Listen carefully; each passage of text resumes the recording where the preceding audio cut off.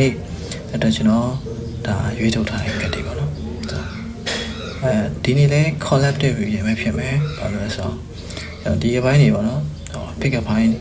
လုပ်ပေးဖို့အစီအစဉ်ရှိပါတယ်ဒါပေမဲ့ pick up ပိုင်းလုပ်ဖို့အတွက်ကenergy ကကျွန်တော်စီကိုအဆင်မပြေသေးဘူးပေါ့နော်energy အဆင်မပြေတာပေါ့ energy ကအဆင်ပြေတယ်ဒါပေမဲ့ pick up ပိုင်းလုပ်ဖို့အတွက်ကျွန်တော် call လေးလုပ်နေပေါ့နော်ဆိုတော့ collective reading နားထောင်ပြီးတော့ energy claim လုပ်လည်းရပါတယ် okay ဆိုတော့ကျွန်တော်ဒီနေ့ရဲ့ခေါင်းစဉ်လေးရတော့ဘာဖြစ်မလဲဆိုလို့ရှိရင်ကိုမဖြစ်မနေသိထားမယ်အရာပေါ့နော်universe message မျိုးတွေကိုစီကိုရောက်လာမယ်အရာတစ်ခုပေါ့နော်ဒါလေးပဲဖြစ်ပါတယ်ဆိုတော့ okay ဒါဆိုကျွန်တော်စလိုက်အောင်ဒီမှာကျွန်တော်စီထားတဲ့ကတ်တွေကိုမကြည့်ပဲနားထောင်လို့လည်းရတယ်ဒါမှမဟုတ်ကတ်တွေရဲ့ meaning ပေါ့နော်ကတ်အထိပ္ပယ်ကိုကြည့်ပြီးနားထောင်နေတယ်ဆိုလို့ရှိရင်လည်းနားထောင်လို့ရတယ်ဒါပေမဲ့ဒါတော့ကျွန်တော်ရဲ့သဘောအတိုင်းကျွန်တော်စီထားပါတော့ကျွန်တော်တစ်ခုချင်းစီတင်ချလေးရှင်းပြပါပေးမယ်မဟုတ်လို့ရှိရင်ကိုယ့်အနက်ကိုကျင်းလို့ရှိရင်ရှုပ်ထွေးပါမှသိလို့ပေါ့နော်ဒီနေ့ဆိုလို့ရှိရင်ကျွန်တော်ဒါ Oracle 3ခုပေါ့နော်Whisper of the Ocean ကျွန်တော်တို့ Divine Door နောက်ပြီး Witch Magic ပေါ့နော်အလေကောင်ကဒီကတ်အမဲလေးကတော့ Witch Magic ပဲဖြစ်ပါတယ်ဆိုတော့ဒါကျွန်တော်တက်ကတ်ထဲတီးတဲ့ရွေးထုတ်ထားတဲ့ကတ်လေးပေါ့နော် Okay ဆိုတော့ကိုကလောလောဆယ်မှာလေစိတ်ချမ်းသာနေတဲ့ energy မျိုးပဲစိတ်ချမ်းသာနေတဲ့ energy မျိုးကိုရတယ်ဆိုတော့စိတ်အစင်မပြေတာလေးကိုမနေ့ကထက်မနေ့တနေ့ပို့ပြီးတော့လက်ရှိမှာပါနော်အစင်ပြေလာနေပြီဆိုရင် energy မျိုးရတယ်ဒါပေမဲ့ကိုလိုမျိုးပဲနောက်ထပ်တစ်ယောက်ပေါ့နော်ကိုလိုမျိုးနောက်ထပ်တစ်ယောက်ဆိုတော့ဒါကတော့ကိုရဲ့relationship တွေတဲ့ဖြစ်နိုင်တယ်လို့ဘယ်လိုပြောမလဲကိုအပေါင်းအသင်းတငယ်ချင်းတဲ့လူတယောက်ရဲ့ energy ဖြစ်ဖို့များတယ်သူကကိုအားကြနေရမျိုးသိလားကိုကအဲ့လိုမျိုး stop လုပ်နေတဲ့ပုံစံမျိုးသိလားကိုဘာလုပ်လဲအရင်သိချင်းနေရပြီးတော့ကိုဘယ်နေရာမှာရှိနေရလဲဘာတွေလုပ်နေလဲပေါ့နော်ပြီးတော့သူကကိုချီရတယ်အဲ့လိုမျိုးကို message တစ်ခုပို့မှာစာပို့မှာဒီဖုန်းခေါ်မှာ calling တစ်ခုလုပ်မှာမျိုးဆောင်ရမျိုးတန်ငယ်ချင်းပဲဖြစ်ပါပဲဖြစ်အလုပ်ထဲမှာသူကိုကတထေးကိုပေါ့ဒီနေ့တော့ဘယ် project ရှိရယ်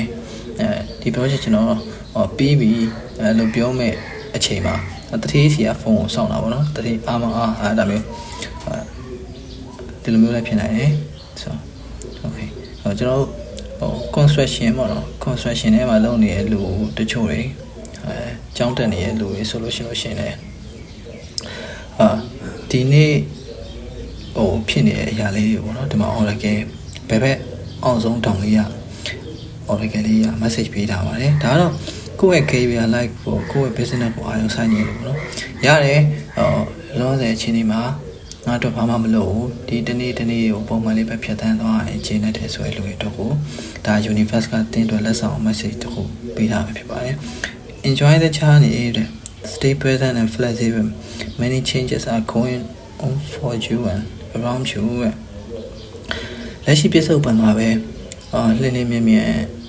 ဖြက်လက်ပေါ့နော်လင်းလင်းမြဲမြဲလေးနဲ့သတိဝရိယနဲ့နေပါပေါ့ဆိုတချို့တွေrisk ယူပြီးလုံထားတဲ့အလုံးမျိုးရောရှိမလားဒီပေါ့နော်တရားဥပဒေနဲ့ပတ်သက်နေရတယ်နောက်ပြီးတော့အဲ့လိုပေါ့နော်နည်းနည်း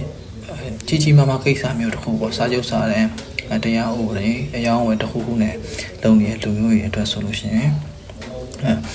လက်ရှိပြစ္ဆုတ်ပံလေးကိုခရူးဆိုင်ပါပေါ့နော်ပြီးတော့ဒီလက်ရှိဖြစ်နေတဲ့အရာလေးကိုလည်းကိုယ်သတိဝရိယနဲ့နေflexible ပေါ့နော် flexible ဆိုတာလှင်းလင်းမြဲမြဲဆောင်ရွက်ခိုင်းတာဒါပေမဲ့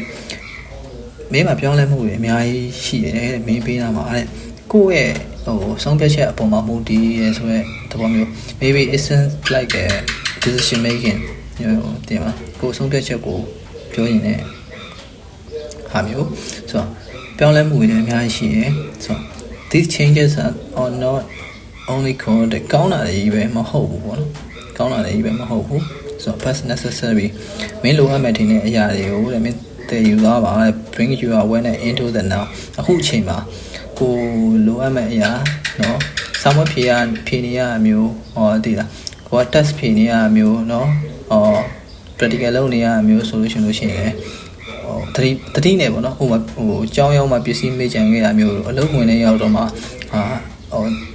ကိုယူသွားမယ်ရာအိမ်မှာခြံခဲ့တာမျိုးဒါမျိုးဖြစ်တတ်တယ်ပေါ့နော်ဒါလေးကိုဂရုစိုက်ပါတဲ့ဆိုတော့ rather than focusing on the past or future တဲ့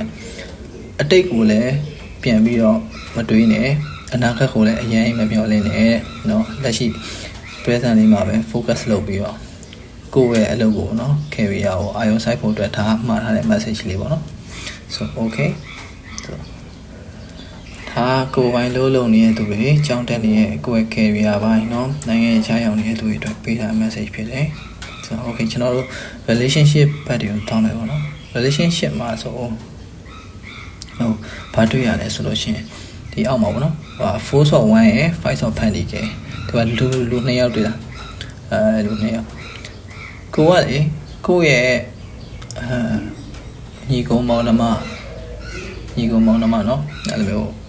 မဟုတ်လို့ရှိရင်ညီကိုတငယ်ချင်းအတိတယောက်လူ2ယောက်လောက်ရတဲ့အလုပ်မျိုးပေါ့နော်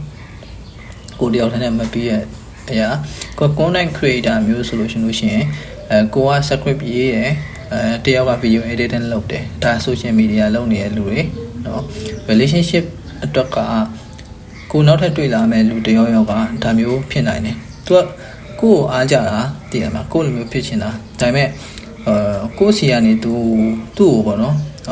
လက်တွဲခေါ်ဖို့အတွက်အဲ့လိုမျိုးစောင့်နေရပါတော့ကိုကသူ့ message ပေးရမယ်လာခဲ့မင်းအလုပ်လုပ်လို့ရပြီနဲ့တည်ရမှာမဟုတ်ဘူးဆိုလို့ရှိရင်တော့ဒီနေ့တော့ငါတို့အလုပ်လုပ်ကြရအောင်ဆိုရဲအဲ့လိုမျိုးစာလေးပဲဖြစ်ဖြစ်အတန်လေးပဲဖြစ်ဖြစ်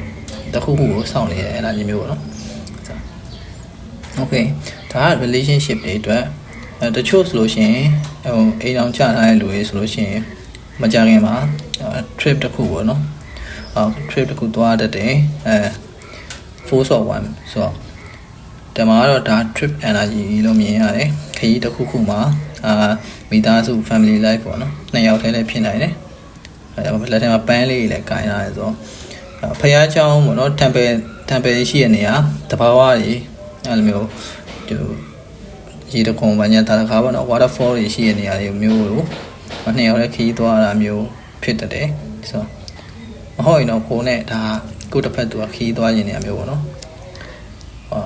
okay ဝေးကွာနေတဲ့သူတွေအတွက်ဆိုလို့ရှိရင်မကြခင်ပါပြန်လဲပြီးတော့ reunion ဖြစ်လာနိုင်တယ်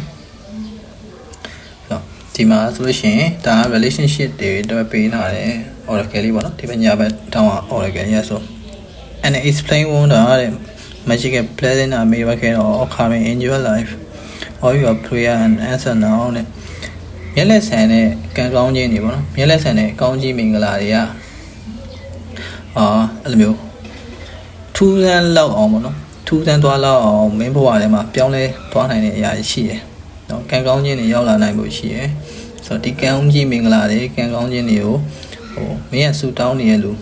နော်အရာအလုံးကိုကွာအဲ့လိုမျိုးအဆင်ပြေပါစေ affirmation ရွတ်နေရလို့ပေါ့နော်ဒီနေ့အတွက်လေးကတော့ဘယ်လုပ်သေးကိုအဆင်ပြေပါစေ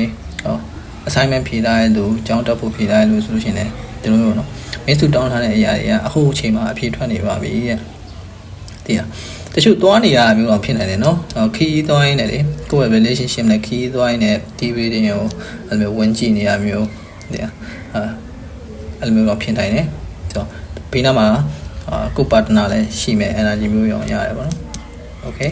ဒါကိုကကျွန်တော်စီက energy ကို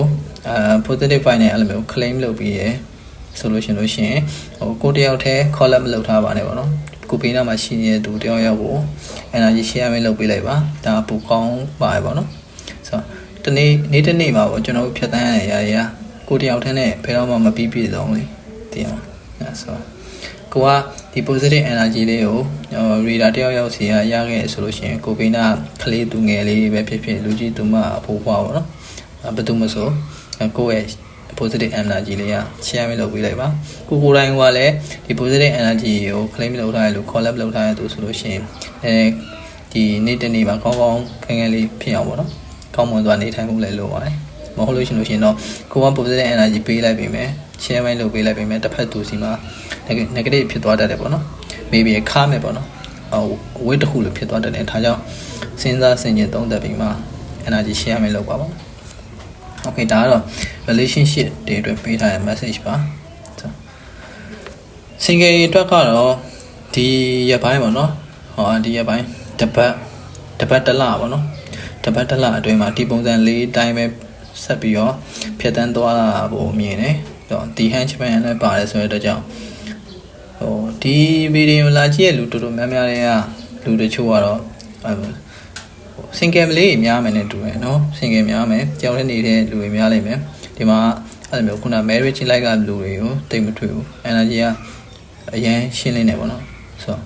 ကျွန်တော်video တွေကိုပေါ့နော်တစ်ဖက်တစ်ခေါက်ပုံမှန်တော့တင်ပေးပါမယ်အဲဒီရမှာကျွန်တော်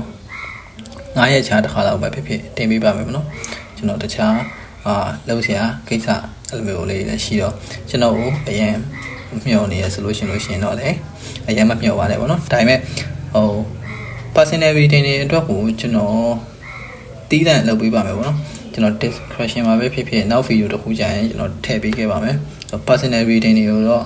အရင်အရေးကြီးမှာပေါ့နော်အဲ့လိုမျိုးအရင်အရေးကြီးတယ်ကိုယ့်အတွက်မဖြစ်မနေမေးရမယ်ဆိုတော့မှကျွန်တော်ရဲ့အဲ့လိုမျိုးသက်ဆိုင်ရာ link ချပေးထားတဲ့ chat box တို့ messenger တို့ Viber တို့လာခဲ့ပါပေါ့နော်အရင်အရေးကြီးမလာခဲ့ပါဒါက free collective reading ဆိုပေမဲ့ maybe 100% not 70% လောက်ကကိုယ်နဲ့ resonate ဖြစ်နိုင်ပါတယ်ဒါကြောင့်ကျွန်တော်ကိုယ်တိုင် clear ဖြစ်တဲ့ energy မျိုးနဲ့ reading ပေးတာဖြစ်တဲ့အတွက်တက်တန်ရှိရှင်နဲ့ energy claim လုပ်လို့ရပါတယ် okay ဆိုတော့အားလုံးပဲမင်္ဂလာရှိသောနေ့လေးကိုပိုင်ဆိုင်ကြပါစေဒါကတော့ခြားထဲမှာကျွန်တော်မပြောပြလိုက်တဲ့ intro တခုစကားဖြတ်ပြောတာပေါ့နော် okay ဆိုတော့ဒီ henchman လည်းပါတယ်ဖြစ်တဲ့အတွက်ကြောင့် single life နဲ့လူတွေဟာဒီတလအတွင်းမှာစာအုပ်ကြိုးစားပါဘာလို့လဲဆိုတော့ကိုယ် universe ကပေးရင်ရဲ့စုတစ်ခုရှိရဲ့ achievement တစ်ခုရှိရဲ့ဆိုတော့ကိုကဒီလာထဲမှာကိုယ့်ရဲ့အလုပ်ကိုအာရုံမစိုက်ဘူးတခြားဘက်ကိုနည်းနည်းလေးစိတ်ရောက်နေမယ်ဆိုလို့ရှိရင်ကိုယ့် universe ကပေးမဲ့စုပါပါနော်တခြားလူတယောက်ယောက်စီကိုနဲ့ different ဖြစ်တဲ့ energy နဲ့လူစီကိုရောက်သွားတတ်တယ်ဆိုတော့ miss ဖြစ်သွားတတ်တယ်ပေါ့နော်လွဲချော်သွားတတ်တယ်ဆိုတော့ပြောပြရပါဆို okay မကြခင်မှာအစုရရလာဖို့ရှိရယ်ကိုကဥပမာ target ထားထားတယ်ဒီလအတွင်းမှာငွေဘယ်လောက်ရှာနိုင်ရမယ်ဆိုလို့ရှိရင်ကိုဟို target ထားတဲ့ငွေအမောင်မျိုးတော့မဟုတ်ပေမဲ့normally ပေါ့နော် normally ပုံမှန်အားဖြင့်အဲ့လိုမျိုးအရင်လည်းမများဘူးနည်းလည်းမနည်းဘူးကိုကျင်းနေလောက်တဲ့ငွေပမာဏမျိုးတွေကိုရလာနိုင်တယ်အလုံးထဲရပဲဖြစ်ဖြစ်ပါပဲဖြစ်ဖြစ်ဒီတစ်လအတွင်းမှာနည်းနည်းလေးကြိုးစားပြပါအာယုံစိုက်ပါပြီးတော့စိတ်တွေမလေးပါနဲ့ဒါဆိုလို့ရှိရင်ကိုစိတ်အေးညံ့ညံ့နဲ့ပေါ့နော်ကိုလိုချင်တဲ့ငွေပမာဏအမောင်မျိုးကိုကိုယ်တိုင် happiness ဖြစ်သွားတဲ့ပျော်ရွှင်သွားတဲ့ရလာနိုင်တယ်သုံးရနိုင်တယ်ဆိုတော့ပြထားတယ်ဒီမှာ pentacle 3 ကပ်ပါတယ် King of Pentacle Ace of Pentacle 5 of Pentacle ပေါ့နော်ကိုတငယ်ချင်းတယောက်ယောက်နော်ကိုရဲ့အဲ့လိုမျိုးအတိမိတ်ဆွေတယောက်ယောက်စီကမဟုတ်ဖို့ရတာမျိုးတွေနော်ဖြစ်တယ်မဟုတ်ဖို့9000ပေါ့နော်9000ဒါမျိုးရတတ်တယ်အထူးသဖြင့်စနေနေ့မျိုးSaturday ဖုန်းနေပေါ့နော်ဒါတော့စနေနေ့မွေးတဲ့သူတွေကပေးတာမျိုးလည်းဖြစ်နိုင်သလိုကိုယ်တိုင်ကစနေနေ့မွေးရဲ့လူဆိုလို့ရှိရင်လည်းအဲ့လိုကလေးတယောက်ယောက်ကိုပဲဖြစ်ဖြစ်မဟုတ်ဘူး900 1000ဒီလိုမျိုးပေးလို့လည်းရပါတယ်ဒါတော့ကုသိုလ်ကောင်းမှုလုပ်တာပေါ့နော်ဒီတနေ့တာအတွက်မှာဆိုတော့ okay ဒီတယောက်တည်းသမားတွေအတွက်ဖြတ်တန်းနေတဲ့လူတွေဆိုလို့ရှိရင်ဘာ message လေးပေးထားလဲဆိုလို့ရှိရင်ဒီ oracle လေးကဒီ henchman ရဲ့ပေးရပါတော့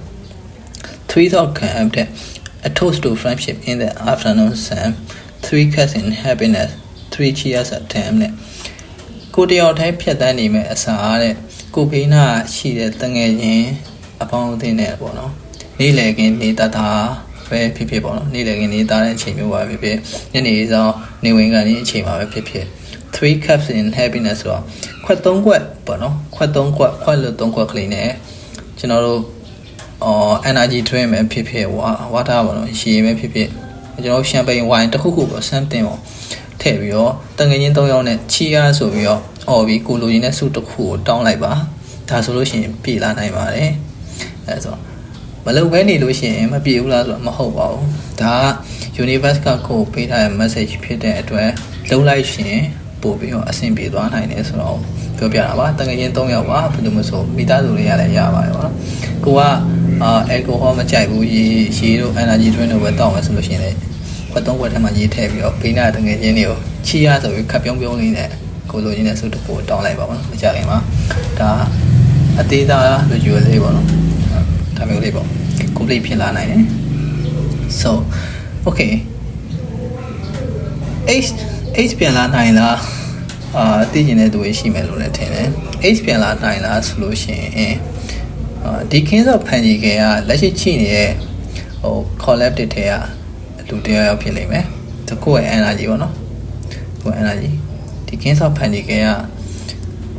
ကိုကတော့အဆင်ပြေနေရဲ့ abundance ဖြစ်နေရဲ့ဆိုတော့ energy မျိုးနဲ့နေပေမဲ့တစ်ဖက်သူမှာသူ regret ဖြစ်နေပါတော့နောင်လာရနေတယ်နောင်လာရရဲဆိုတာမျိုးကအကြီးကျယ်အဲ့လိုမျိုးအော်ဟိတ်ငိုကြွေးနေရမျိုးမဟုတ်ဘူးကျွန်တော်တို့မြန်မာစကားပုံတစ်ခုနဲ့ပြောရလို့ရှိရင်လွတ်တိုင်ကအကြီးရယ်ဆိုတဲ့ပုံစံမျိုးပေါ့နော်ကိုယ်စီကထွက်သွားတယ်not မဟုတ်ဘဲနဲ့ကိုကသူ့စီကထွက်လာခဲ့ရဆိုလို့ရှိရင်တော့ကိုအเจ้าကိုပေါ့နော်သူသိလိုက်ရပြီးတော့အော်ငါဒီလိုအချိန်မှာဒီလိုလုပ်ပြီးရလို့ရှိရင်မှန်ပါလားဆိုတဲ့နောင်တာမျိုးပေါ့နော်ဒီလိုမျိုးနောင်တာကိုရနေပေါ့နော်ဆိုတော့ okay သူကိုကသူ့ကို supporting လုပ်ပေးခဲ့တဲ့အချိန်ကြီးများမယ်လို့လည်းထင်တယ်အတူတူရှိနေတယ်မှာပေါ့နော်ဝေးကွာသွားတဲ့အချိန်ကြီးအတွက်ကတော့ကျွန်တော်တော့အရင်ဟိုမဖြစ်ရှင်ဘူး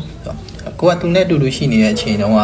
ငွေကြေးပဲဖြစ်ဖြစ်ပေါ့နော်သူကိုယ့်ရဲ့အဲ့လိုမျိုးဟို mindset ပိုင်းဆိုင်ရာပေါ့နော် healing လုပ်ပေးခဲ့ပုံရတယ်စိတ်ပိုင်းဆိုင်ရာကိုက supporting လုပ်ပေးခဲ့တဲ့သူတရားမျိုးလည်းဖြစ်လိမ့်မယ် I may be your supportive boyfriend girlfriend ပေါ့နော်ဒါမျိုးပဲဖြစ်လိမ့်မယ်အဲ့ချိန်ရင်တော့ဟာရုပ်တပြန်တရိရနေရပြီးတော့ကိုလိုမျိုးနောက်ထပ်တစ်ယောက်ကိုသူမရှိနိုင်တော့ဘူးမတွေ့နိုင်တော့ဘူးဆိုရဲနောင်တာမျိုးပဲပေါ့နော် okay ဒီချိန်မှာကိုကတော့ Ace of Pentacles ဆိုတော့ငွေကြေးကတော့အဆင်ပြေနေရယ်မကြာတော့အချိန်တွင်းမှာလည်းအဆင်ပြေလာနိုင်တယ်ဆိုတော့တယောက်တည်းသမားတွေပဲဖြစ်ဖြစ် relationship ထဲရလို့ပဲဖြစ်ဖြစ်business အဲ့လိုပဲပေါ့နော်စီးပွားရေးလောက်ကနေတူရဆိုလို့ရှိရင်ဒီတလအတွင်းပေါ့နော်ဒီတစ်ပတ်ဒီတလအတွင်းမှာနောက်ထပ်အလုပ်တွေစဖို့ဆိုလို့ရှိရင်တည်တည်ချာချာလင်းနေမြန်မြန်နဲ့အရင်မဆုံးဖြတ်နေပေါ့နော်ဖြည်းဖြည်း go slowly ပေါ့နော် go slowly ဖြည်းဖြည်းသွားပါပုံမှန်လေးနဲ့တည်ချာစဉ်းစားသွားပါဆိုတော့ဒါကတော့ဒီလူတွေအတွက်ပေးနေတဲ့ message ဖြစ်လိမ့်မယ်ဒီဘက် Ace of Pentacles ပေးတာကတော့ Here for life that there's no sacred line in the area of an invisible life that people in your skin lets you love that's inside ဒီနေရာမှာပေါ့နော်ပျောက်ဆုံးနေတဲ့အရာတွေဆိုတာမရှိဘူးတဲ့မင်းဘဝထဲမှာပျောက်ကွယ်သွားတဲ့ aura ပေါ့နော် aura ဆိုတော့ကိုယ့်ရဲ့စိတ်အတွင်းထဲကလာတဲ့ကိုယ့်ရဲ့ကျွမ်းကျင်မှုတွေပိုင်ဆိုင်မှုတွေကိုယ်မှာရှိတဲ့စကေးတွေကိုပြောနေတာပေါ့နော်ဆိုတော့အလင်းရောင်တွေကမင်းဘဝထဲမှာပျောက်ကွယ်သွားတယ်ဆိုတာဘယ်တော့မှမရှိဘူးတဲ့တခုမှတ်ထားပါတဲ့ကိုယ်တိုင်ဟိုတောက်ပလာဖို့ပေါ့နော်ကိုယ်တိုင် shining ဖြစ်လာဖို့ glow ဖြစ်လာဖို့ဆိုလို့ရှိရင် be put in your skin နဲ့မင်းရဲ့ဖြစ်တည်မှုပေါ့နော်မင်းရဲ့ဟိုမှာဒီနေရာမှာ skin ဆိုတဲ့နေရာကိုကျွန်တော်ဖြစ်တည်မှုလို့ပဲသုံးလိုက်မယ် be put ဆိုတာဗျာကျွန်တော်တို့စလုံးတစ်လုံးရေးလို့ရှိရင်စလုံးတစ်လုံးတစ်ခေါက်တည်းရေးလို့ရှိရင်တော့စလုံးကမှိန်နေမှာပဲလေဒီစလုံးကိုထပ်ခါရေးမယ်ဆိုစာရွက်တွေပေါ်မှာစလုံးကမှင်ရရင်နဲ့ပြားလာပြီးတော့မှင်ရတယ်မဲနဲ့ပြီးထူပိန်းပြီးတော့ခဝူးရကြည့်အောင်မမြင်နိုင်ရတယ်ပေါ့နော်ဆိုတော့ဒါကိုပြောရင်ဒါ people in your skin ဆိုတာကိုယ့်ရဲ့ aura ကိုယ်အတွင်းထဲမှာရှိနေတဲ့အရာတွေကမပြောက်ဆုံးပါဘူးတဲ့ကိုယ်ကိုယ်တိုင်ပြန်ရှာတွေးဖို့လိုအပ်နေရလဲဖြစ်နိုင်တယ်တချို့တွေကိုကဘယ်ဟာကိုကျွမ်းကျင်လဲဘယ်ဟာကိုပိုင်းဆိုင်နိုင်လဲဆိုတာမသိလို့ရှိရင်meditation ပေါ့နော်တရားထိုင်ပါမဟုတ်လို့ရှင်တော့တရားမထိုင်နိုင်ဘူးဆိုလို့ရှင်တော့မနက်ခင်းမှာကျွန်တော်တို့နိုးလာခဲ့ရင်ကျေးဇူးတင်ပါတယ်တင်ပါတခုခုပေါ့နော်ကိုယ်မွေးခဲ့တယ်မိဘဆွေမျိုးဟိုပဲဖြစ်ဖြစ်ကိုနေထိုင်ရတဲ့ပတ်ဝန်းကျင်ကြီးပေါ့နော်ကဘာကြီးကိုကျေးဇူးတင်လိုက်ပါ thankful ဆိုရဟာမျိုးပေါ့နော်ဆိုတော့ okay ဒါမှလည်း before in your game ဆိုတဲ့အတိုင်းပို့ပြီးတော့တောက်ပါလာလိမ့်မယ်ပြီးတော့ကိုဖြစ်ချင်တာကိုကဆူတောင်းပေးသွားပြီဆိုလို့ရှိရင်ဆူတောင်းထားတဲ့အတိုင်းဖြစ်အောင်လုပ်ပါထဲတော့ကတော့ကျွန်တော်တို့ healing ပေါ့နော် mindset တစ်ပိုင်းကိုယ့်ရဲ့စိတ်အတွင်းပိုင်းကိုကိုကြီးထောက်ပံ့ပေးရဲ့ကတ်တွေဆိုစိတ်ပိုင်းဆိုင်ရာကိုအားပေးလှုံ့ဆော်တဲ့ကတ်တွေပေါ့နော်ဆိုအရင်ကြီးလည်းတချို့နေရာတွေမျိုးစိတ်ပြမစထားပါနဲ့စကားအကုန်လုံးနားထောင်အောင်ပဲလို့လည်းမဆိုလို့ပေါ့နော်ကျွန်တော်ဆို let's you left dancing side အရင်စိတ်ညစ်နေမဲ့အစားကျွန်တော်တို့မင်းရဲ့အတွင်းထဲမှာဖြစ်နေတဲ့အရာတွေကိုတယောက်ယောက်ကိုရင်ဖွင့်လိုက်ပြီးတော့ဘေးနားတငယ်ချင်းဘေးနားအတိမိတ်ဆွေတယောက်ယောက်ကိုဥပမာအလုပ်တစ်ခုကိုလုပ်ချင်တယ်ဆိုလို့ရှိရင်ဒါလေးလုပ်ရင်အဆင်ပြေနိုင်လားမေးကြည့်လိုက်ပေါ့နော်မေးကြည့်လိုက်လို့သူ့ဘက်ကပြန်ရလာတဲ့ feedback ကိုမူတည်ပြီးတော့ကိုကတိုင်တိုင်ပင်ပင်လုပ်ပါပေါ့နော် communication ကိုပြောနေတာဆိုတော့တချို့စိတ်ညစ်နေတဲ့သူတွေလမ်းပြောင်းနေရYouTube ကြည့်ရင်လည်း TV တွေတွေ့လိုက်ရတယ်ဆိုလို့ရှိရင်ဒီမှာကတော့ကိုရမ်းစိတ်ညစ်နေမှာစားရေချိုးကန်တစ်ခန်းထဲကိုတွားပြီးတော့ဗောနော်ရေချိုးကန်ဒီတချင်းအော်ဆိုလိုက်တာပဲဖြစ်ဖြစ်ကလိုက်တာပဲဖြစ်ဖြစ်ဗောနော်ဒါမျိုးလေးလုပ်လိုက်ပါတဲ့ဒါဆိုလို့ရှိရင်ဒီတနေ့တာတစ်ပတ်တာအတွင်းမှာသင်ရဲ့ energy တွေ changes ဖြစ်ပြီးတော့ပိုကောင်းတဲ့ energy ပိုကောင်းတဲ့ positive vibe မျိုးတွေရောက်လာနိုင်ပါတယ်တဲ့ကျွန်တော်ပြောတာမယုံဘူးဆိုလုပ်ကြည့်လိုက်ပါနော်တကယ်ချစ်ချင်းသိလာပါလိမ့်မယ်ဆိုတော့ဒါတော့နောက်ဆုံး oracle လေးပေါ့နော်ဒီအလဲကအမဲလေးကတော့ the wish tag လေးပဲဖြစ်ပါတယ်ဆိုတော့ဒါ negative ကတ်တော့မဟုတ်ဘူးเนาะ negative ဓာတ်တော့မဟုတ်ဘူးဒါပေမဲ့ that side ဘက်ကိုသွားလိုက်ကဲဒါ the wish လို့လည်းအမည်ရတယ်ဆိုတော့ okay the wish transform the world instantaneously by shifting her perspective တဲ့ကိုကကောင်းတာလုပ်တဲ့အလုပ်ပဲဖြစ်ဖြစ်ဥပမာဗျာကျွန်တော်တို့ကြည့်နေတဲ့လူတွေထဲမှာထိုးတွေတတွေးတွေတိုင်းကိုင်းတဲ့သူတွေရှိမယ်เนาะစီးပွားရေးထဲမှာထိုးတွေတတွေးတွေတိုင်းကိုင်းနေတဲ့လူတွေအခုပေါ့နော်အက်ကိုဟောရောင်းနေတဲ့သူတွေဆိုလို့ရှိရင်လည်းဒါကတော့ကျွန်တော်ဥပမာအနေနဲ့ပေးရပါနော်ကျွန်တော်ကိုယ်နဲ့ energy ပဲစနေဖြစ်မှာ claim မလုပ်ပါအရင်ကြီးလဲnegative မတွေးနဲ့ပေါ့နော်ဆိုတော့ယောဂမှာပေါ့ပြောင်းလဲနေတဲ့အရာတွေအများကြီးရှိတယ်တဲ့ကောင်းတဲ့ဘက်ကပဲဖြစ်ဖြစ်ဆိုးတဲ့ဘက်ကပဲဖြစ်ဖြစ်ဒီနေရာမှာ the wish ဆိုတာတော့ဒါ that side ဘက်ကိုပြောနေတာပေါ့နော် the wish transform the world တဲ့မကောင်းတဲ့အရာတွေကလည်းပြောင်းလဲနေတယ်တဲ့ instantaneously ဆိုတော့ချက်ချင်းဆိုသလိုပြောနေတာဗျာဆို by shifting ပြောင်းလဲနေတယ်ဟာ perspective သူ့ရဲ့ရှုထောင့်ကနေမျိုးစုံပေါ့နော်ရှုထောင့်မျိုးစုံကနေပြီးတော့ချက်ချင်းဆိုသလိုမသိနိုင်တော့ပြောင်းလဲနေတာဖြစ်တဲ့အတွက်မကောင်းတာလုပ်နေခဲ့ဆိုလို့ရှိရင်လည်းကိုကဒီတိုင်းပုံမှန်လေးပဲဆက်သွားပါပေါ့နော်အရင်လောဘကြီးတာမျိုးတွေမလုပ်ပါနဲ့ဆိုပြီးတော့ဒါမှားထားတဲ့ကတ်လေးပဲဖြစ်ပါတယ် okay ဆိုတော့ relationship မျိုးရင်လည်း relationship ပေါ့နော် relationship အတွက်ပြောရင်လည်းဆိုတော့ဒါ energy ဝင်လာလို့ပေါ့နော် relationship နဲ့ဘယ်လိုအချိန်မျိုးမှာဆောင်းအားနိုင်လဲဆိုလို့ရှိရင်ကိုခရီးသွားရင်လည်းသူ့ကိုတွေးလိုက်တာမျိုး social media ပေါ်မှာကိုက online ဖြော့လုပ်နေနဲ့ကိုယ့်ရဲ့ customer တယောက်ယောက်မျိုးကိုသိလားကိုယ့်ရဲ့ customer တယောက်ယောက်ဥပမာကိုက online ဖြော့ကပစ္စည်းအတူမှာ reason လေးရောင်းနေဆိုလို့ရှိရင်ကိုယ့်စီကိုလာဝယ် customer တယောက်ယောက်နဲ့တည်ပြီးတော့အဲ့လိုပေါ့နော် meeting ဖြစ်တတ်တယ်သိလား relationship ပေါ့နော်ဒါကတော့